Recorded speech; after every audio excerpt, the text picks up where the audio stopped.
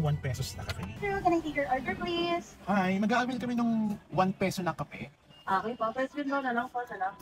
5? Ay, 6? Piso lang po. Oo, 6 siya, no? Sorry, one lang po per car. Ay, sige, salamat. Hindi per person. Cardo. Ay, Ito yung piso mo. ay, piso. Pwede dapat. Piso. Thank you. Thank you. Hello, ay. Piso. Wala to straw? May piso na nga lang.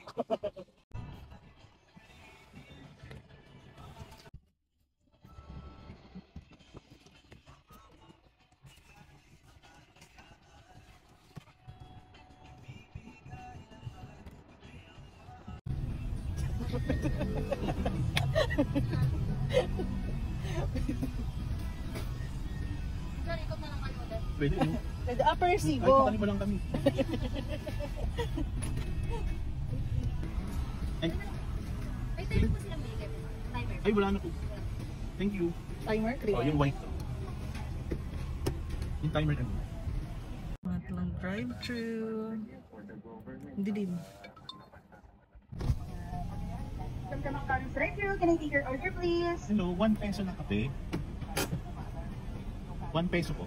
Okay po, first window po, salamat. Pwede mo nilin na flavor? Sorry, one flavor lang po. Ay, sige, salamat. Baka sabihin, nag-ano na nga lang kayo, magpipili pa kayo ng flavor. Piso na nga lang. Natawa na si ate. Ay po. Uwi na po kami. Last na po ate. Thank you. Thank you po. Diba? Hindi na naisip ko rin, balikan natin. Hindi naman ito kilala eh. Pumili ka pa ng flavor, piso na nga lang. Eh baka sakali ba? Kaya nga. Hindi parang puro suko. Wala nga, mataba nga eh. Ano? Ang tamis!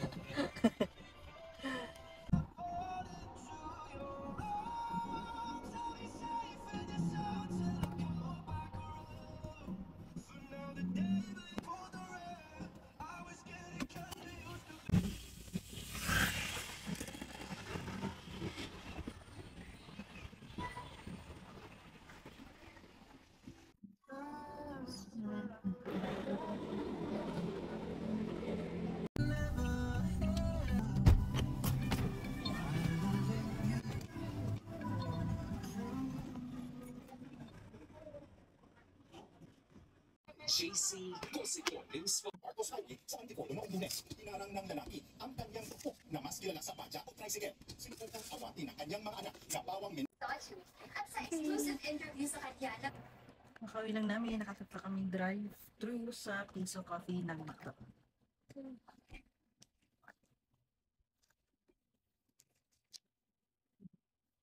Tuwang-tuwa yarn. So, pwede palang mag-drive-thru 3 beses. Una kasi kala namin per katao yung pala. Pwede naman pala ng ulit-ulit ka. Alam mo, nakapagpundot pa ako. So, coffee, my first shift.